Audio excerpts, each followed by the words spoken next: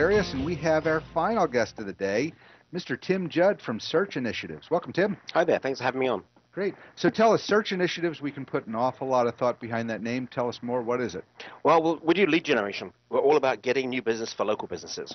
We have hundreds of thousands of clients across the country, and we make their phone ring with people that want to buy their good or service.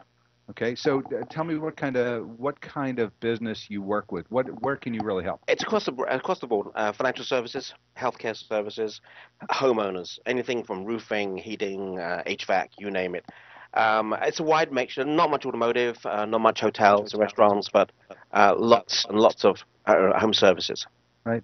So it sounds like you would be a great resource for Jeff that was just on before you. Absolutely. Flooring's a big market. So. Yeah. Now, how do you do it? You said you make the phone ring. How do you make the phone ring? Yeah, we primarily use search. I mean, nowadays everyone goes to Google, everyone goes to Yahoo or Bing or whoever for search. And getting the front page of search is so hard to do that it's beyond the ability of most local businesses. It's frankly beyond the ability of many big businesses nowadays. It's a tough, expensive, specialist area. So what we do is we have the tools, the social media engagement tools, the search tools, the content tools, and partnerships with people that do have search visibility to get our clients to the front page of the search. There's some very complicated sort of internet math behind it, but the fulcrum here, the point of lever, is that if you're a local business person, and let's say you're the flooring guy we just had a nice chat with, what's a job worth to him? $3,000, $5,000, right?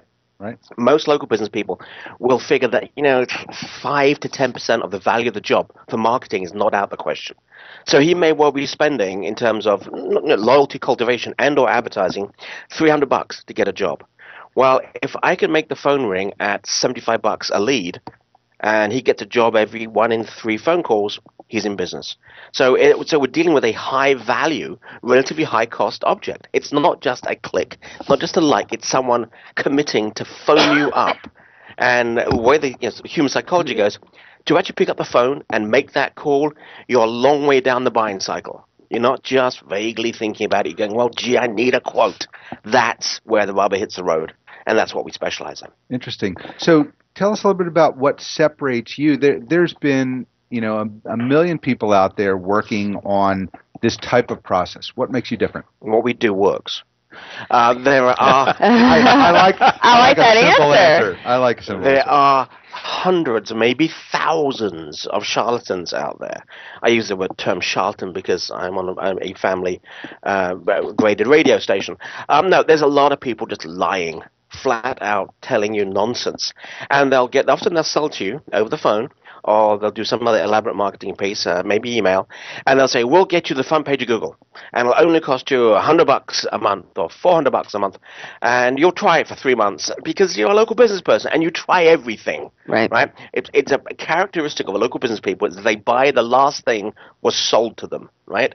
They don't necessarily look at the long-term value, the ROI, where the money is really coming in. They just buy the last thing that came in. So when the yellow page guy shows up with a big bag full of leaflets, they buy that. When the phone goes and it's a convincing guy selling a search engine optimization program, they buy that. And so much of the time, it's just nonsense. Doesn't work at all. But if it costs you $150 to acquire that client, and you hit their credit card 4 times before they give up in disgust at $100 a piece, you've just made a whole bunch of money. Right. And that goes on all the time. Why what we do is different. We only get paid if we make the damn phone call ring. Okay? If I get links, I get clicks, I get nothing. I get a nice, big, healthy, appropriate bounty when we connect that shopper with the seller. And most business people will accept that. They don't need to worry about tracking what I'm doing. It's all monitored, it's all tracked. They can listen to their phone calls and so on and so forth. If the phone call doesn't happen, you don't pay a thing. If it does, then you pay the agreed amount only. And that's a qualified calls. That's not people going, are you open? Or well, what street are you on? It's something, I need to get a quote. Can I come in and make an appointment? Those kinds of calls are worth a lot of money, which is what we charge for. I mean, many of our calls go for upwards of $100. But that's okay. If you're selling a $5,000-$10,000 transaction, $50 to a qualified lead is short money. $100 a call is certainly a lot better than $150 hitting my credit card 4 times with no results. Exactly, and that's the other choice. So Interesting. Interesting. Tell me, I know that you can't divulge who your clients are on air, but tell us what type of companies that you work with. Sure. A lot of big hit financial service companies, insurance companies, those kinds of guys. A lot of health services. There's been a not surprising, very large uptick in health insurance opportunities. The whole Affordable Care Act and so on and so forth has driven a whole bunch of products and service companies around that. And everyone's confused, right? And it's a fascinating. Let me just give you a kind of little insight into how our world works, right? If we're doing a debt consolidation or bankruptcy product, right?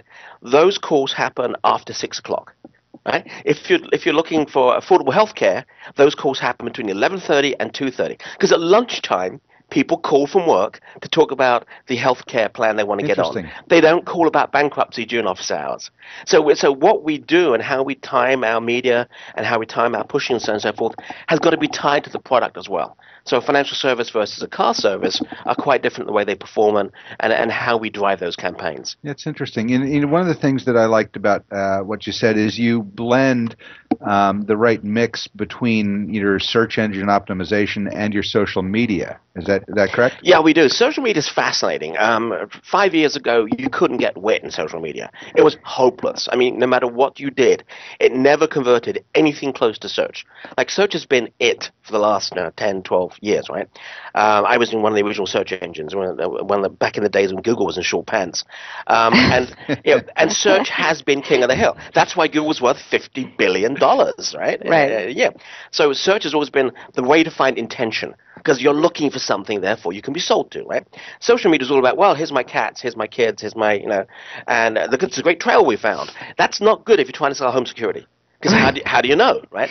But because Facebook's taken the time and trouble to collect all of your data, all of your interests, all of your comments, your likes, your friends, everything for the last 5, 8 years, they know more about you than you do. So we can find people that have a house, that live in Southern California, that are inside the San Diego metropolitan area, that have just recently bought that house or moved, and then we can promote to them home security. Because people buy home security when they've just changed houses. Right. So you can do a lot with social media. You can almost get it as good as search. Not quite, but get in there. Well, you know what I find interesting more than anything? And I'm guilty of this more than I want to think. But this is the first gentleman that we have found that understands social media, and he's above the age of 15. Absolutely. Yeah. I don't do it much myself. I have people that do it for me. And I write my own Twitter most of the time, and I write my own blog most of the time. But it's a tool, and we've been sat there in our industry, which is essentially where the reality of the internet, right? There's so much of the internet is just nonsense.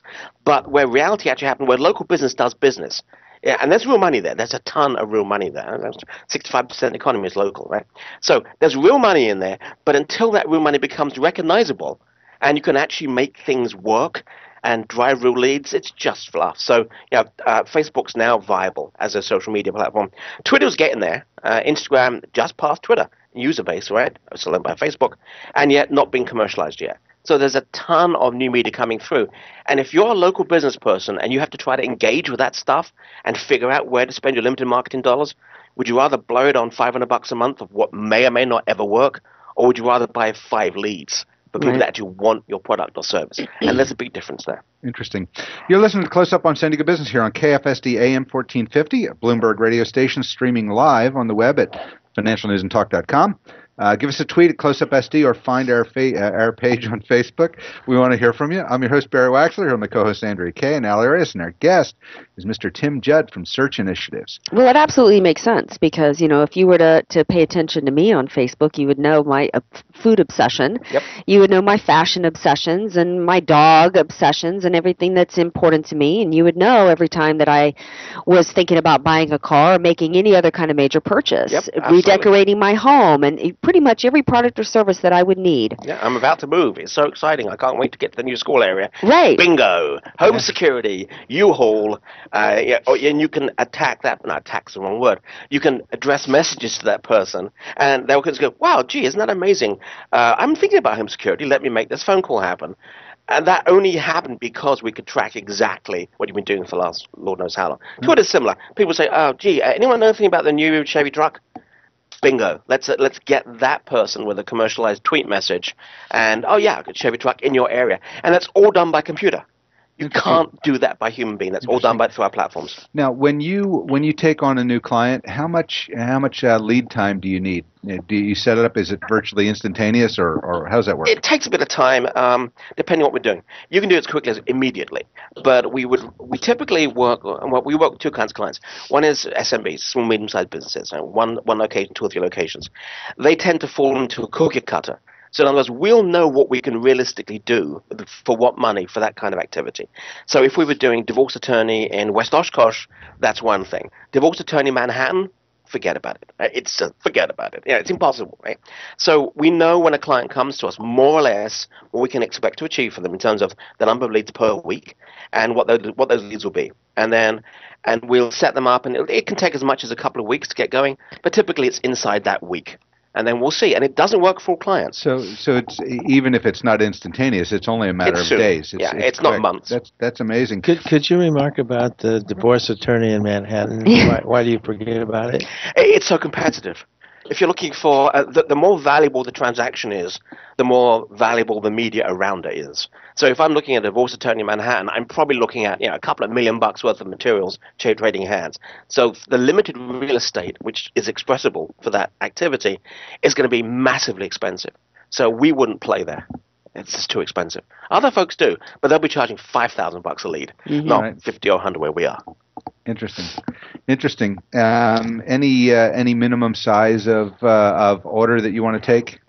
Most of our leads transact around $25 to $50. Okay, easy, great. Well, listen, we're starting to run short on time here. Tell our listeners how they can find you. Call us 888-619-6410. Follow me, Think Judd. Think Judd on Twitter, and Think Judd as my blog site. Right, and Judd would be with 2 Ds. Judd, yeah, great. Think Judd. Great. So, okay, great. Well, we appreciate you being here. We are just about out of time. Great to see you. Yep. You're listening to Close Up on San Diego Business, where we get up close and personal, finding the best and brightest businesses in San Diego, and the special people that work hard to make a difference in our community. If you're interested in being a guest on our show or just want to follow us, come to our website at closeupsandiego.com. You can send us a tweet at closeupsd or find us on Facebook. For Urban, Andrea, Al, and myself, until next Thursday, have a great weekend. Stay awesome, San Diego.